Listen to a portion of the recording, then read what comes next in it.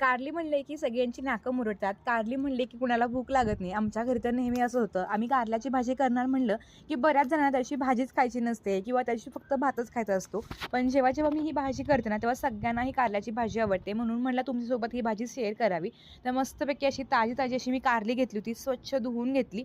अगदी पातळ काप करून घ्यायचे आणि आत ते जे काही बी आहेत तर त्या काढून घ्यायच्या.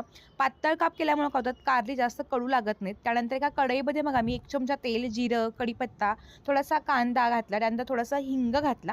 आता कांदा बघा थोडासा भाजून घेतला, त्यामध्ये 5 ते 6 लसूण पाकळ्या थोड्या ठेचून घातल्या आणि त्यानंतर जी कारली घेतली होती ती संपूर्ण कारली घातली. पाव चमचा हळद आणि चवीनुसार मीठ घातलं. मिठामुळे छान पाणी सुटतं.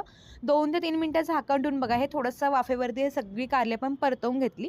आता कारली बघा बऱ्यापैकी मऊ पडल्यानंतर त्यामध्ये 1 चमचा कांदा लसूण चटणी, अर्धा चमचा गरम मसाला, 1 चमचा मी इथं इनो पॅकेट घातलं आणि थोडासा गूळ घातला. आता हे बघा सगळं चांगलं असं मिक्स